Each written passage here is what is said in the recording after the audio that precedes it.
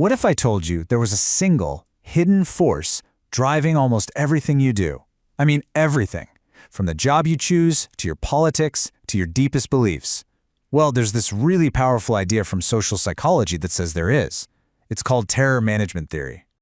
Okay, wow. That is a bold statement, right? But it's the absolute core of what we're going to break down today. This idea, put together by psychologists Jeff Greenberg, Sheldon Solomon, and Tom Pashinsky, says that our deep, often unconscious awareness of our own mortality shapes, well, pretty much everything about us. So where does an idea this big even begin? Well, at its heart, terror management theory starts with something it calls the human paradox. It's this fundamental conflict that seems to be totally unique to us as a species. And this comparison right here is the key. See, just like any other animal, we have this deep biological instinct to survive. But here's the kicker. As the cultural anthropologist Ernest Becker pointed out, we have a problem no other animal has. Our big brains give us the intelligence to know that our death isn't just a possibility, it's a certainty. Just think about that for a second. Your mind can grasp that one day you'll be gone, but your body is hardwired to fight for survival no matter what. That clash between what we know and what we feel could, if we really let it sink in, leave us completely frozen in existential fear. So, how do we get out of bed in the morning? How do we function at all with that knowledge looming over us?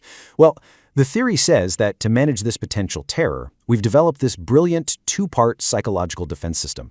You can think of it as an anxiety buffer that shields us from that dread. The first layer of this shield is what we call our cultural worldview.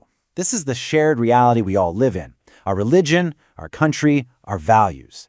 It gives us a sense that we're part of something way bigger, something that's going to last long after we're gone. And it offers us a shot at immortality, either a literal one like an afterlife or a symbolic one through the legacy we leave behind. And the second part of that shield, it's self-esteem. But listen, it's not just about feeling good about yourself. In this theory, self-esteem is the feeling that you are a person of value inside that cultural worldview. You get it by living up to the standards your culture sets for you, and that feeling of significance is what makes you feel safe and protected. So here's how it all works in a nutshell. Our awareness of death creates that potential for terror. So what do?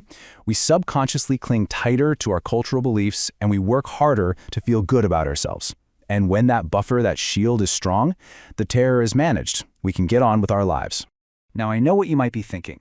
This sounds like a really interesting, kind of deep philosophical idea. But is it science? How on earth could you even begin to test something like this in a lab? Well, researchers came up with this really clever method called mortality salience. The whole goal is just to make the idea of your own death a little more present or salient in your mind. The idea is that this will trigger that subconscious need to manage the anxiety that comes with it. So here's a classic example of how they do it. They'll have one group of people write a few sentences about what they think will happen to them as they die. And then the control group, they'll write about something else that's unpleasant but not, existential, like going to the dentist. Then they just sit back and measure what happens next. And the results are just consistently powerful. When people are reminded of death, they become fierce defenders of their worldview. They show more prejudice towards people who are different, they want to punish people who break the rules way more harshly, and they give way more praise to people who seem like cultural heroes. And it doesn't stop there. At the same time, people work harder to boost their own self-esteem in whatever ways their culture says is good. For some, that might mean wanting more money and a fancier car. For others, it might be about looking more attractive. And hey, if the culture values charity, it can even make people more generous.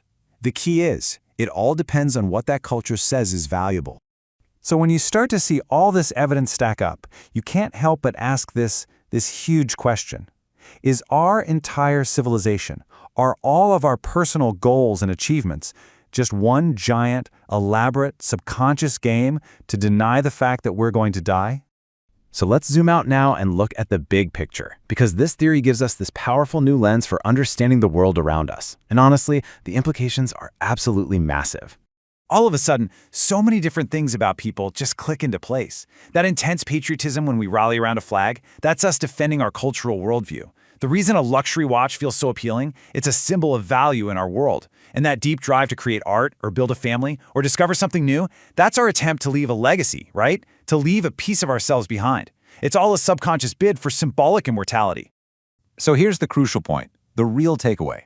Terra management theory completely reframes how we see culture. It's not just some random collection of rules and holidays. It's a vital, functional, psychological shield that lets us live with the terrifying knowledge of our own mortality and still find meaning in our lives. And at the end of the day, this doesn't have to be some grim, depressing view of humanity. You could actually see it as a pretty profound insight. It suggests that our greatest achievements, our art, our science, our search for purpose, all of it is born from confronting our deepest fear. Our attempt to be more than just mortal is what drives us to be so beautifully and complicatedly human. So the next time you feel that powerful urge to defend your beliefs or chase some big goal, just ask yourself, what fear is this drive helping me manage?